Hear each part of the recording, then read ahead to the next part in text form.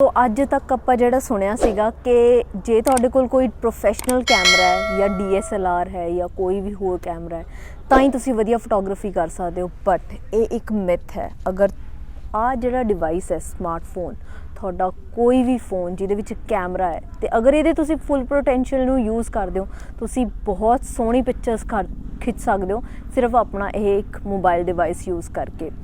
सो अज जिहड़ी चीज़ बारे आपां डिस्कस करांगे वो है 5 टिप्स तो कुछ बोनस टिप भी हो सकते हैं जिहदे विच तुसीं ये सीखोगे कि एक मोबाइल फोन नाल तुसीं वधिया पिक्चर्स किवें लै सकते हो। तुसीं अपने बच्चों की पिक्चर्स लै सकते हो, नेचर की फोटोग्राफी कर सकते हो तो होर बहुत सारे जॉनर ने जिहड़े तुसीं एक्सप्लोर कर सकते हो मोबाइल फोटोग्राफी नाल।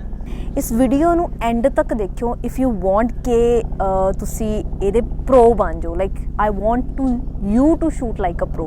सो लेट्स गेट स्टार्टेड।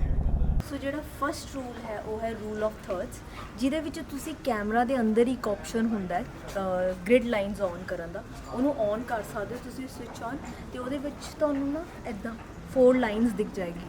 फिर इहदा रूल ये कहता है कि जिहड़े इंटरसैक्शन पॉइंट्स तुसीं देख रहे हो हजे स्क्रीन पे ये इंटरसैक्शन पॉइंट्स तुसीं अपना सबजैक्ट रखना है। इनू मैं एज एन एग्जाम्पल समझानी हाँ। तुसीं सारे जानते हो आकाश नूं ते आकाश अज अपने मॉडल ने तो उन्हों के थ्रू मैं तुहानूं समझाऊँगी कि किवें तुसीं रूल ऑफ थर्ड्स से अपना सबजैक्ट रख के तो कंपोजिशन नूं होर इंटरस्टिंग बना सकते हो।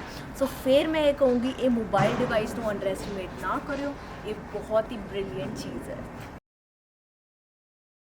तो हुण तुसीं देख रहे हो जो सबजैक्ट है वो सेंटर दे विच है, ठीक है। आ ग्रिड लाइनस तुहानूं दिख रहे हैं इंटरसैक्शन पॉइंट्स। हमेशा सबजैक्ट नूं अपने ईदर लैफ्ट या ईदर राइट रखना है। आकाश तुसीं थोड़ा जिहा लैफ्ट मूव कर सकते हो प्लीज़, होर मोर नाउ यू सी उन्हां दी जिहड़ा आई है आपां वो इंटरसैक्शन पॉइंट पे रख रहे हैं। सो ये इंटरस्टिंग कंपोजिशन है। आकाश ने अगर लैफ्ट देखना है, आकाश अपने लैफ्ट देखो। सो हमेशा जदों भी तुहाडा सबजैक्ट जिहड़ी भी साइड देख रहा है उधरली साइड तुसीं स्पेस लीव करनी है, छड्डनी है स्पेस। सो अगर मैं इनू पिक्चर नू खिंचदी हाँ, आकाश दूसरी साइड देखो।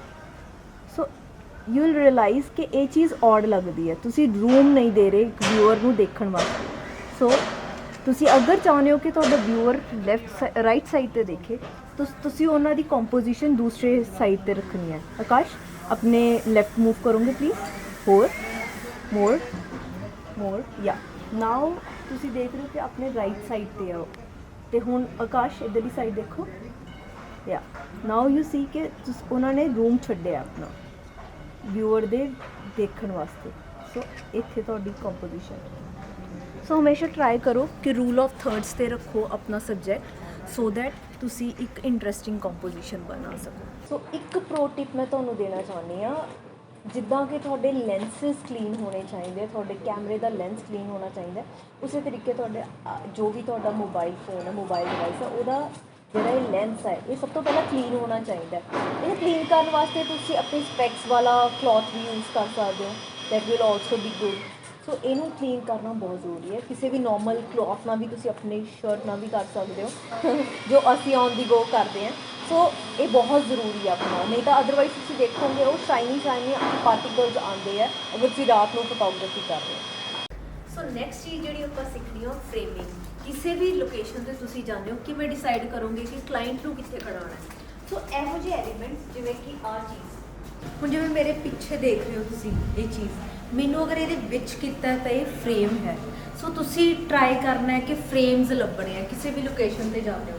फॉर एग्जाम्पल हुण ये फ्रेम है, ठीक है, कोई डोर हो सकता है वो फ्रेम है।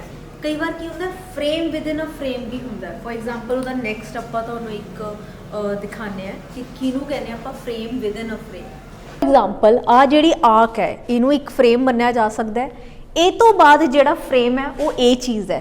सो ये थ्रू अगर ये विच तुसी मैनू फ्रेम कर दो तो that is frame within a frame. So mobile photography च अगेन तुसी ये चीज़ कर सकते हो कि frame within a frame किवें रखना है वो मैं तुहानूं दिखानी हाँ। Akash can you please join us. Frame within a frame, frame within a frame is हुण आपां आ चीज़ आर्क नूं लै लिया फ्रेम। आकाश थोड़ा जिहा इधर होंगे, पिछे जिहड़ा डोर है थोड़ा कट, थोड़ा जिहड़ा पिछे डोर है यू सी कि वो frame within a frame हो गया थोड़ा। अगेन ਹੋਰ ਜਿਹੜਾ ਫਰੇਮ ਆਪਾਂ ਯੂਜ਼ ਕਰਾਂਗੇ ਉਹ ਇਹ ਹੈ। ਆਕਾਸ਼ ਅਗਰ ਤੁਸੀਂ ਇੱਥੇ ਖੜੋ, so I can let you know. Akash ਮੇਰੇ ਵੱਲ ਫੇਸ ਕਰੋ ਤੁਸੀਂ। ਸੋ ਜੋ ਆ ਚੀਜ਼ ਹੈ, ਆँख है, ਇਹਨੂੰ ਆਪਾਂ ਐਜ਼ ਅ ਫਰੇਮ ਬਣਾਂਗੇ। ਆਕਾਸ਼ ਕਲੋਜ਼ ਆ ਜਾਓ, ਇੱਥੇ ਖੜ ਜਾਓ ਹੱਥ ਰੱਖ ਕੇ। Yes, now this is acting like a, ਇਹ ਸਾਈਡ ਤੇ ਰੱਖ ਸਕਦੇ ਹੋ ਯਾ।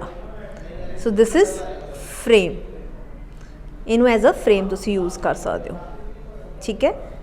So this is also one more tip. So next point would be symmetry. ਇੱਕ ਪਿਕਚਰ ਖਿੱਚਣ ਵੇਲੇ ਅਗਰ ਉਹ ਮੋਬਾਈਲ ਫੋਟੋਗ੍ਰਾਫੀ ਵੀ ਹੈ ਜਾਂ DSLR ਫੋਟੋਗ੍ਰਾਫੀ ਹੈ, ਤੁਸੀਂ ਜਿਹੜੀ ਚੀਜ਼ ਦਾ ਧਿਆਨ ਰੱਖਣਾ ਉਹ ਹੈ ਸਿਮਿਟਰੀ।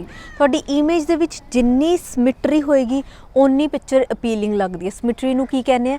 ਸਪੋਜ਼ ਕਰੋ ਅਗਰ ਇੱਕ ਇਮੇਜ ਨੂੰ ਆਪਾਂ ਹਾਫ 'ਚ ਡਿਵਾਈਡ ਕਰ ਦਈਏ, ਚਾਹੇ ਉਹ ਟੌਪ ਹਾਫ ਹੋਵੇ ਚਾਹੇ ਉਹ ਰਾਈਟ ਐਂਡ ਲੈਫਟ ਹੋਵੇ, ਤਾਂ ਉਹਦੀ ਇਕੁਅਲ ਡਾਇਮੈਂਸ਼ਨਸ ਬਣਨੀ ਚਾਹੀਦੀ ਹੈ। ਫੋਰ ਐਗਜ਼ਾਮਪਲ ਲੈ ਕੇ ਸਮਝਦੇ ਹਾਂ।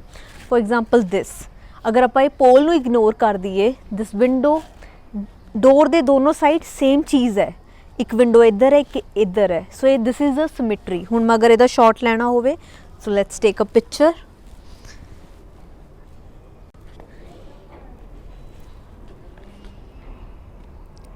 So if you see, this is symmetry।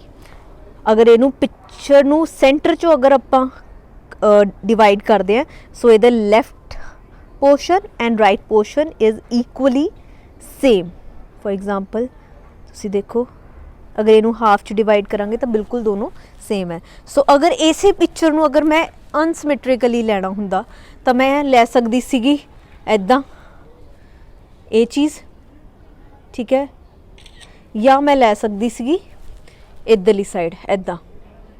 ਸੋ ਇਹ ਚੀਜ਼ ਅਪੀਲਿੰਗ ਨਹੀਂ ਲੱਗਦੀ, ਤੁਸੀਂ ਦੇਖ ਰਹੇ ਹੋ। ਅਤੇ ਅਗਰ ਇਹੀ ਚੀਜ਼ ਮੈਂ ਇਹਨੂੰ ਇੱਦਾਂ ਕਰਕੇ ਸਿਮੈਟ੍ਰਿਕਲੀ ਲੈਂਦੀ ਹਾਂ, ਲੋਅਰ ਐਂਗਲ ਤੋਂ ਲੈਂਦੀ ਹਾਂ, ਤਾਂ ਇਹ ਹੋਰ ਅਪੀਲਿੰਗ ਲੱਗਦੀ ਹੈ।